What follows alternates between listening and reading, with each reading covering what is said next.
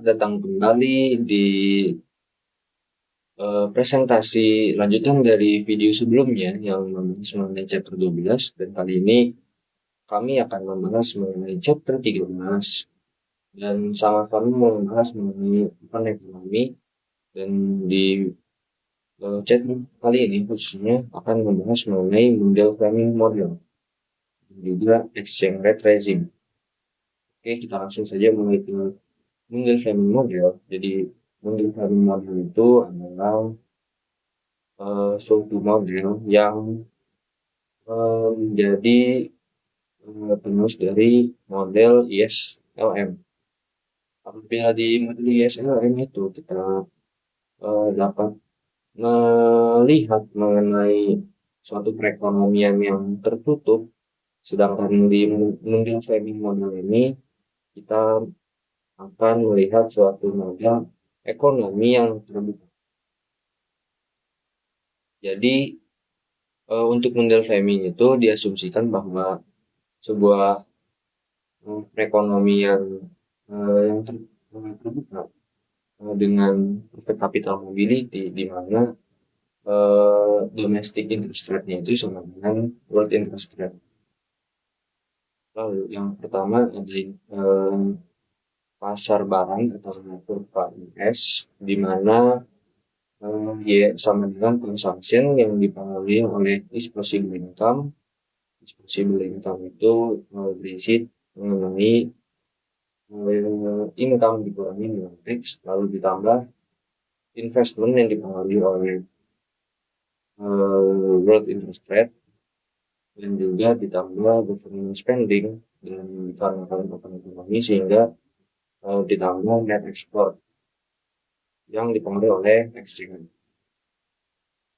Jadi Mundell Fleming model ini mengasumsikan bahwa tingkat harga di dalam negeri dan di luar negeri itu terjadi harga yang fix, sehingga kurs dari exchange rate di domestik itu sebanding dengan kurs exchange rate di luar. Kurva IS itu kita sudah tahu bahwa adalah hubungan antara exchange rate dan income. Jadi pada kurva ini kita dapat melihat bahwa yang pertama di kurva net export, di mana terjadi trade-off antara net export dan juga exchange rate, sehingga apabila terjadi peningkatan exchange rate, hal itu akan membuat penurunan di net export atau terjadi akan di dalam kurva. Dan karena peningkatan exchange rate tersebut menyebabkan planet expenditure itu akan turun. Jadi semakin tinggi nilai exchange-nya itu akan membuat planet expenditure turun, dan hal tersebut membuat income itu turun. Hal tersebut juga mempengaruhi kurva IS, di mana peningkatan dari exchange rate itu akan membuat kurva itu bergerak ke kanan, maksudnya ke kiri, sehingga income output atau yield itu juga geser ke kiri.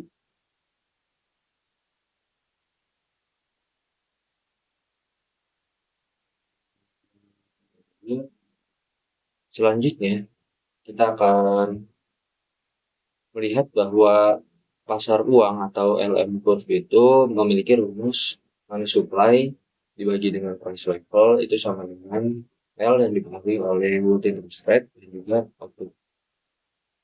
Lalu kenapa kurva LM itu vertikal? Karena kurva LM itu tidak dipengaruhi oleh exchange rate, namun dia itu dipengaruhi oleh income atau output atau Y. Lalu di Mundell Fleming model, jadi pada Mundell Fleming model itu kita dapat melihat bahwa terjadi equilibrium yang ditemukan di mana kurva LM dan kurva IS itu saling bersinggungan. Dan hal ini mengindikasikan bahwa exchange rate dan level of income itu pada pasar barang dan pasar uang itu keduanya bertemu di suatu equilibrium. Oke, untuk pembahasan selanjutnya akan disampaikan oleh teman saya. Baik, selanjutnya ada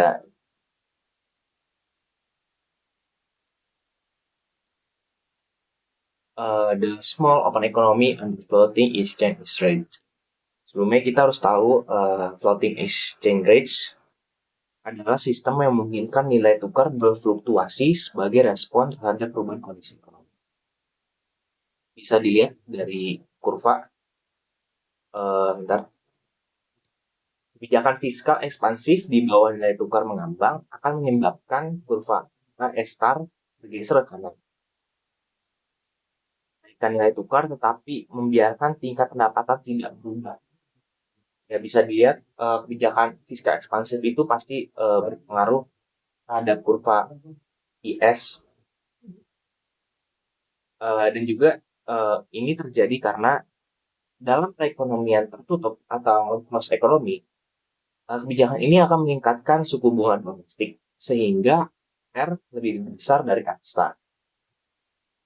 Ini memicu arus masuk modal dan mendorong tingkat bunga kembali ke eksta. Di sisi lain, capital inflow meningkatkan permintaan mata uang domestik di pasar valuta asing sehingga menimbulkan apresiasi. Apresiasi mata uang domestik mengurangi eksportasi. Ya, tadi kurva IS itu bergeser di kanan, juga R itu lebih besar dari M star sehingga menunjukkan apresiasi. Selanjutnya setelah kita membahas kebijakan fiskal ekspansif, kita juga harus membahas kebijakan moneter ekspansif. Seperti peningkatan jumlah uang beredar akan menggeser kurva LM ke kanan, menurunkan nilai tukar, dan meningkatkan output. Kenapa bisa terjadi demikian? Hal tersebut terjadi karena dalam perekonomian tertutup, kenaikan jumlah uang beredar akan menurunkan tingkat bunga yang menyebabkan R kurang dari R star.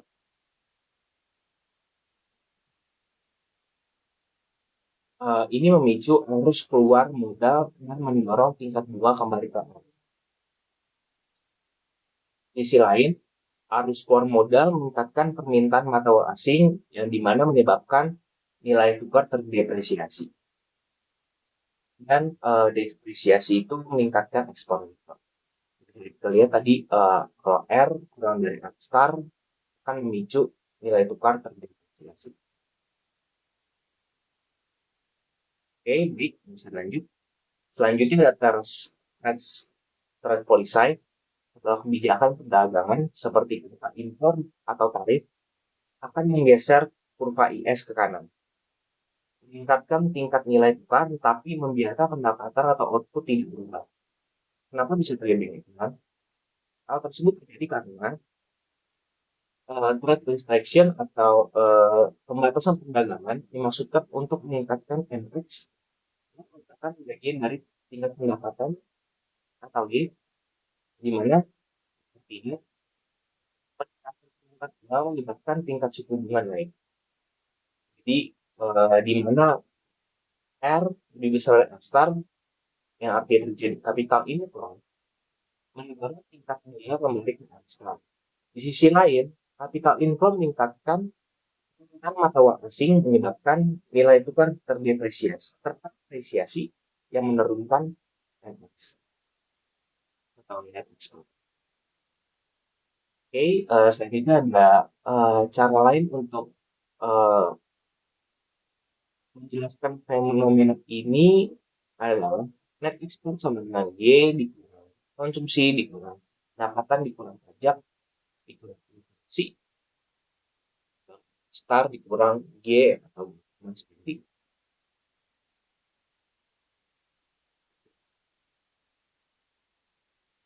karena pembatasan perdagangan tidak berpengaruh atau pengaruh pemerintah, maka itu tidak mempengaruhi neraca perdagangan. Bisa di kurvanya. Jadi shift pergeseran next export bisa dilihat NX1 di sini bergeser ke NX2, dan juga bisa dilihat mengalami perubahan ekonomi dari IS1 ke IS kanan yang bergeser ke kanan. Oke, selanjutnya ada the small open economy and fixed exchange rates. Ini kita harus mengetahui fixed exchange rate atau nilai tukar tetap adalah sistem di mana bank sentral mengumumkan nilai tukar dan siap untuk membeli dan menjual mata uang domestik untuk mempertahankan nilai tukar pada tingkat diumumkan. Ketika minimum lebih besar daripada fixed maka bank sentral membeli mata uang asing dalam bentuk mata uang domestik dari arbitrase, di mana menyebabkan jumlah uang beredar meningkat atau money supply. Jadi ketika itu kurang dari tetap atau fix maka bank sentral menjual mata uang asing atau buying domestic currency dari arbitrase, di mana menyebabkan jumlah uang beredar berkurang. Jadi bisa dilihat dari Pak yang Pak menjelaskan tentang the equilibrium exchange rates is greater than fixed exchange rates, di mana LM1 bergeser kanan ke LM2. Jadi bisa dilihat dari kurva B, di mana equilibrium exchange rates is less than fixed exchange rates, di mana LM1 bergeser ke kiri ke LM2. Kebijakan fiskal ekspansif di bawah kurs tetap akan menggeser kurva IS ke kanan, di mana menyebabkan kurs equilibrium lebih besar dari kurs tetap.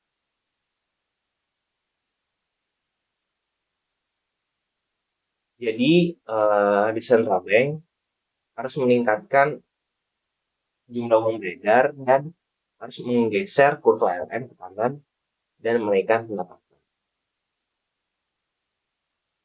Oke, selanjutnya bisa dilihat dari kurva ini, kebijakan moneter ekspansif di bawah nilai tukar tetap akan menggeser kurva LM ke kanan. Pada saat yang sama, hal ini akan menyebabkan kurs equilibrium kurang dari kurs tetap. Jadi bank sentral harus melakukan kebijakan moneter kontraktif untuk menstabilkannya.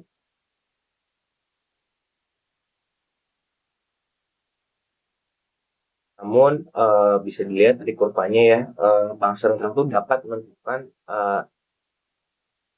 level dari fixed exchange rates.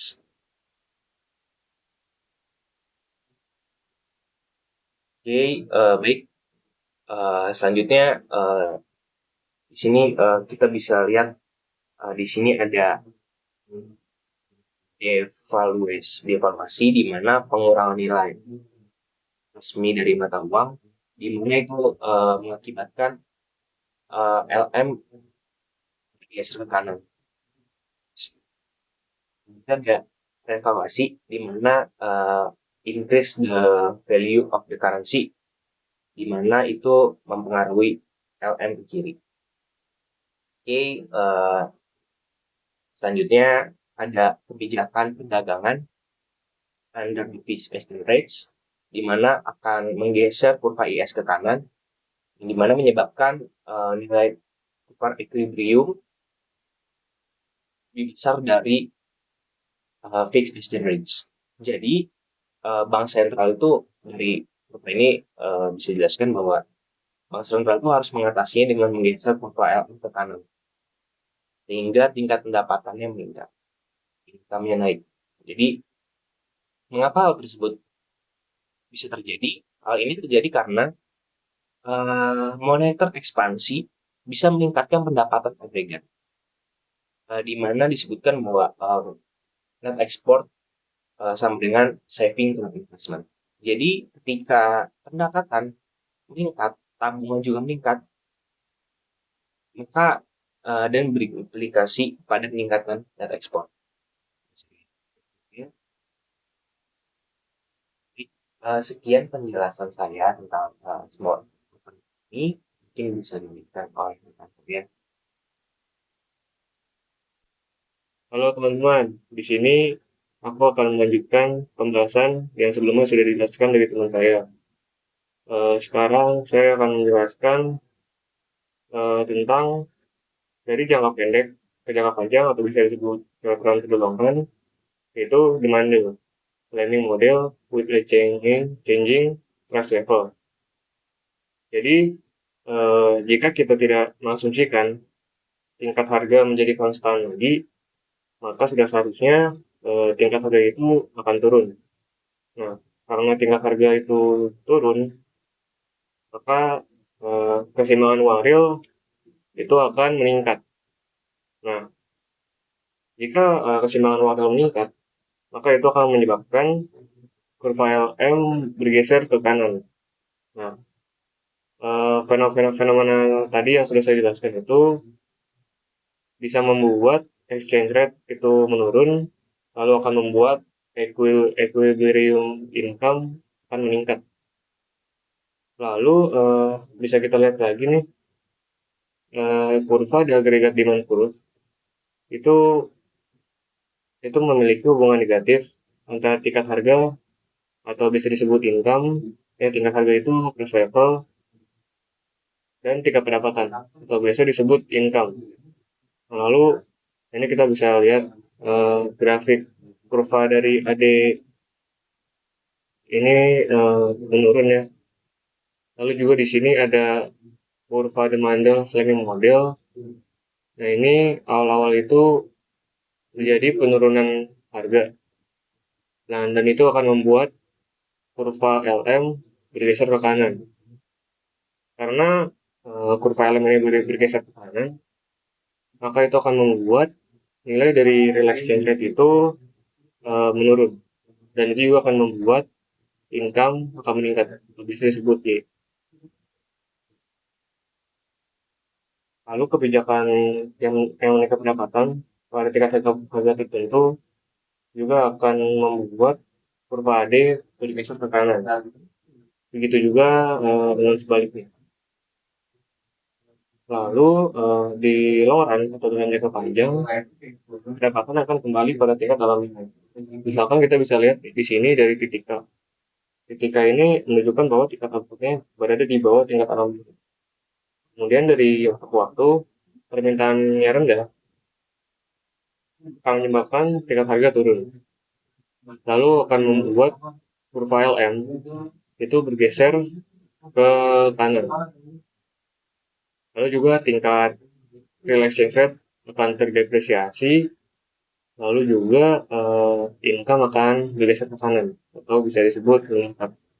Lalu kita bisa lihat juga nih di kurva agregat supply dan agregat demand-nya itu dari short run agregat supply itu bergeser ke bawah atau bisa disebut menurun karena price-nya itu juga menurun. Lalu juga kita bisa melihat titik K itu berpindah tempat atau bisa atau menurun ke titik C. Mungkin sekian dari kelompok kami. Maaf jika ada salah kata. Semoga yang kami jelaskan itu dapat memberikan manfaat bagi kalian semua. Sekian dan terima kasih.